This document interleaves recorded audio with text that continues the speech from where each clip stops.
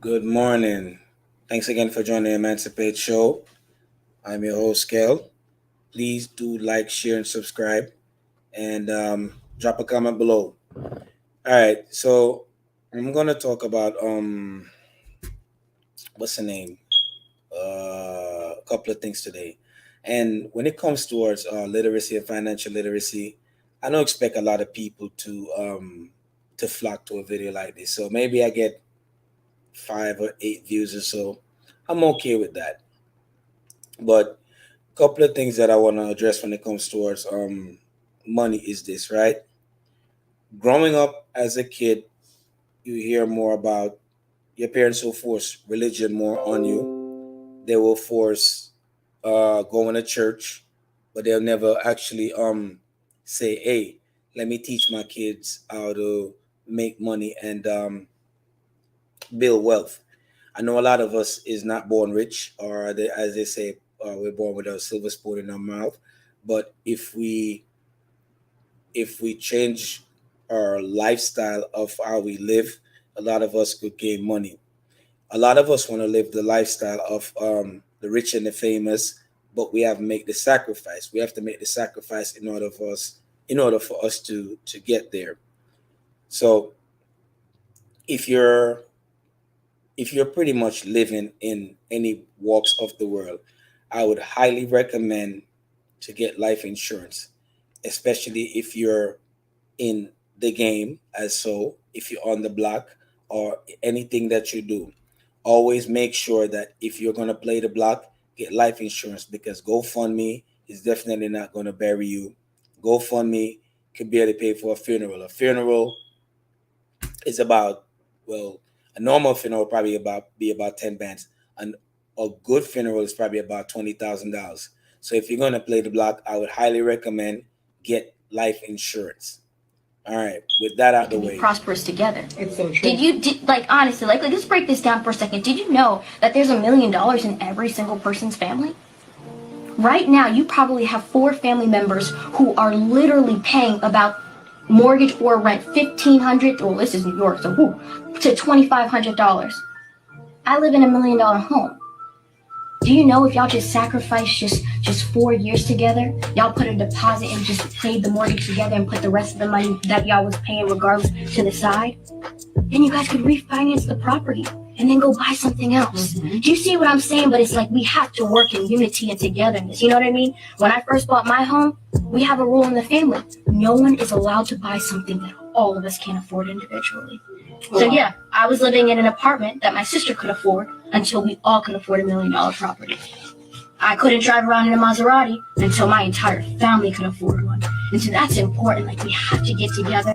We can be prosperous. So basically, the whole process of getting to the bag, you got to make a sacrifice. And earning a big bag means nothing if you lack the skills to manage it. You know what I'm saying? If put it like this, if you put your money in the bank, what happens to your money? Yeah, it's allegedly safe, but at the end of the day, you gain nothing on it. But if you invest it, real estate, stocks, or you have a business, you can always acquire more when it comes towards your money. Now, the topic that I'm actually want to elaborate on is this girl GloRilla, right? And let me just wrap this off real quick. Let me address this from the business side, because I see a lot of confusion at the end of the day. Anthony Holmes did a great business. He gave up 50% of the masters and 50% of the publishing of F.N.F directly to Glow. We actually did everything to protect Glow from the industry and herself. Honestly, Glow independently collects all the money from F.N.F. It's all hers. She just doesn't own the song and never will. Mm. We actually saved her from losing millions, and Glow was able to get the deal without having to sell our independent record. F.N.F was created to help all the girls, not the CMG, just Tony. Doesn't own Tomorrow, Bless, Glow doesn't own F.N.F since Hitkidd put the song out, which was always the plan. Glow and Hitkidd get 50% of the split. Eventually, all of the money brought into F.N.F. Unfortunately, CMG froze all the money, even Glow money, in their latest claims to us. So if she hasn't seen her money, tell her to ask the label but about it, since she sold all her masters and are publishing to them. Now, I think academics broke down when you have a contract in layman's term, whatever. But people got to remember, whenever a person sign you, they're basically giving you an advance. But what I'm seeing is that people complain about the white people getting over on black people when it comes towards contracts and publishing. But black people is doing the same thing too. They basically is a different route towards going towards the machine, right? Instead of these women coming together collectively, you have Nicki Minaj out, you have Cardi B, two of the biggest what you call it out right now, females out. It's like Democrats and Republican. You got to pick a side. Right now, I think Glow is rocking with Cardi B. GloRilla is signed to Yo Gotti. Now, all the money that they put up for her, they got to recoup that money before she sees anything. People, whenever people put a record contract in front of you, you got to know your rights as far as an artist. You got to get a lawyer and make sure you look over the contract to make sure that there's no clause in it, right? And this is why it's important for us to have literacy and financial literacy, because we wouldn't sign most of these bad deals that we sign. Pretty much, she has to work twice as hard in order for her to pay that contract back off before she sees any kind of money where she could renegotiate back the track back. I mean, the contract back over. And if in the event she doesn't flop, she'll be able to renegotiate it back over. But if she flops, then pretty much she's just a worker at the end of the day. Then she's gonna probably come on the internet and scream, "Oh, fuck the record label! They put me in a bad contract. This is that and the third." So before we sign these contracts, we have to start learning the value of money. This is something that they don't teach us in school. This is something that we will never learn in school. This is something that we need to learn on our own. So the time your parents is taking time out to show you all this religion stuff, they need to take time out to teach us people literacy and financial literacy. Now, where did I left off? Blow money is their latest claim to us. She hasn't seen her money. Tell her to ask the label about it, since she sold her masters. That is pretty much her rights. The publishing is also the rights. Also, the masters is like you own it. The publishing is like the rights to play it on whatever platform and shit like that. Glow won't see a dime until her advance is paid back, which they gave to her. Say Glow won't see a dime until her advance is paid back. But that was her choice to CMG. So she knew she was getting to. She saw the dollars, her eye lit up. She signed it, drank the soup, and this is the end game. Luckily, Hitkidd still owns the song because we did the deal to keep the ownership. His deal was only to distribute the song and market it so that Glow, as well as the other girls, could be successful. I don't know how they're successful if you guys own all this shit, because they didn't have the marketing at the time of the budget. Okay, even if they didn't have the marketing at the budget, I'm pretty sure they could have come up with some money to get a lawyer to look at the contract of what they're signing.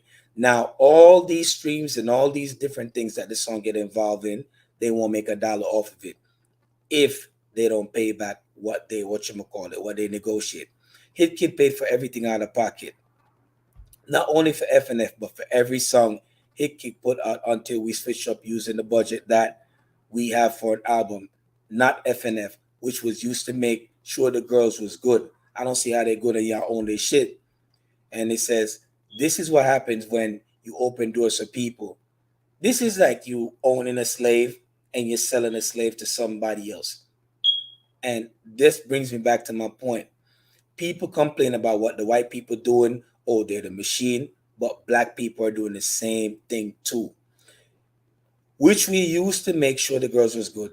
This is what happened when you open the doors to people. They build the house with you to let someone else live in it, but they don't own the house.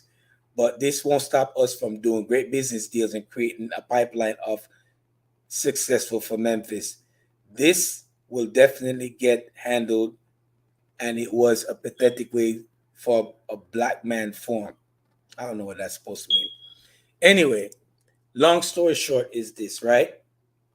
People need to take time out to educate themselves on the value of money. They need to take time out to educate themselves about the business before they rush to put out their project and get put on. Because these same artists that get signed is the same one that's going to be crying that, oh, I want to get out of my contract. This is a fucked up deal. This is that and the third. So moving forward, I'm asking all you people that watches this video, please share, like, and learn the value of money. It's very important. Imagine if all of us black people was learning the value of money. We'll be probably leveled up with the white people. Rich people get rich because they keep it in the family. You see how the Kardashians move? They work together collectively as a unit. In order for you to get to the bag, everybody got to make the sacrifice. One get put on, the next one get put on, then everybody get put on. Then your network will grow, your brand will grow, and you'll become even more successful and richer. The Rothschilds, everybody stays keeps it in the family, and that's how they grow. The Waltons, you name it, all of them grow because they keep it in the family. They work collectively together, not no crab in the barrel shit, and they put each other on so they could grow. That's what we need to do as people.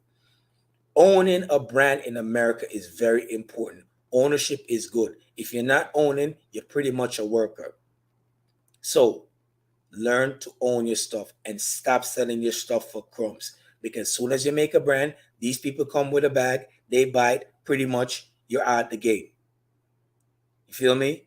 So I'm asking anybody that's watching this video, start learning the value of money, literacy, financial literacy, and learn how to manage, budget, market, learn all that stuff. Take a business course, take a business class.